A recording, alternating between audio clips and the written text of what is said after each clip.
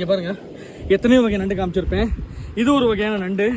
இந்த பாருங்கள், கடல் நண்டு தான், சாப்பிட்ற நண்டு. காலெல்லாம் பார்த்தா உங்களுக்கே தெரிஞ்சிருக்கும், சாப்பிட்ற நண்டு தான் இது. காலை பார்த்தா ப்ளூ கிராப் மாதிரி இருக்குது. இவங்க என்ன பண்ணிக்கிட்டு இருந்தாங்கிற ஒரு விஷயம் நான் உங்களுக்கு காட்டுறேன்.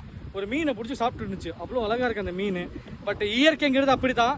நீங்கள் சம்டைம்ஸ் சொல்லியிருந்தீங்க இந்த மாதிரி அந்த சங்கு கூட வச்சுக்கிட்டு அந்த ஹெர்மிட் கிராப் சொல்லிட்டு இருந்தது, நீங்கள் என்ன சொன்னீங்க அது மாதிரி அதை காப்பாற்றிருக்கலாமே அப்படின்னு.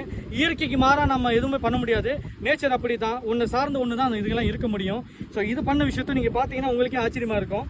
அதை அந்த மீனை போட்டு சாப்பிட்டுக்கிட்டு இருந்துச்சு, அவ்வளோ அழகாக இருந்துச்சு. இந்த நண்டை ஃபஸ்ட்டு பார்த்துக்கிறீங்க, அந்த மீனை நான் காட்டுறேன். பார்த்தீங்களா?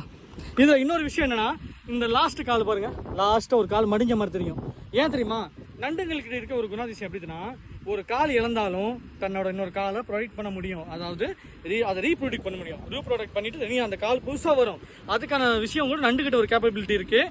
நண்டுங்கிறது அந்த மாதிரி தான். அதுக்கான ஒரு எக்ஸாம்பிள் இந்த பாருங்க, நமக்கு அந்த கைகிட்ட கிடச்சி பாருங்க, சின்னதாக இருக்குது ஒரு கால் மாதிரி, சரிதா?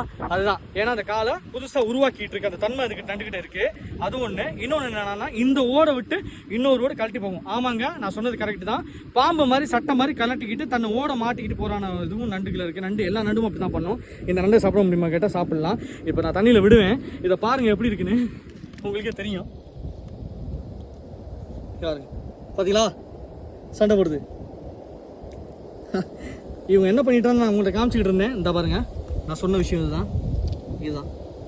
இந்த பாருங்கள், உங்கள் எல்லாத்துக்கும் தெரியும், அழகாக இருந்துருக்கு பாருங்கள், எவ்வளோ அழகாக இருக்குது பாருங்கள். ஆனால் எல்லோரும் சொல்லுவீங்க, இவ்வளோ அழகான மீனை வந்து அது கொண்டுருச்சு அப்படி இப்படின்னு. அது கிடையாது, அது சாப்பிட்டுக்கிட்டு இருந்துச்சு, அதுக்கு சாப்பாடு. இது வந்து அதுகளோட சாப்பாடு, நம்ம அது பறிக்க முடியாது. இயற்கைக்கு மாறாக நம்ம எதுவும் பண்ண முடியாது. காரணம் அதுதான், இதுக்கெல்லாம் ஒன்று சார்ந்த ஒன்று தான் இருக்கும். ஸோ இது அதோட சாப்பாடு. இந்த சாப்பாடை நான் சாப்பிட்டுக்கிட்டு இருக்கும்போது அதை டிஸ்டர்ப் பண்ணக்கூடாது, உங்களுக்கு தெரியும் எல்லாத்துக்குமே. நம்ம இதை அதுக்கிட்டே கொடுத்துருவோம், சாப்பிடட்டும். ஸோ இதுதான் உங்கள் எல்லாத்துக்கும் புரிஞ்சிருக்கும். எதுக்காக நான் அதை அப்படியே விட்டுட்டு போகிறேங்கிற ரீசன் இதுதான். அதுங்களோட இடத்துல இருக்குங்கிறதுக்காக தான் அப்படி பண்ணுறது. ஓகே மிஸ்டர் கிராப் பாய், இந்தாங்க உங்கள் மீன் கொடுத்தாச்சு. இந்தாங்க உங்கள் மீன், இந்தாங்க.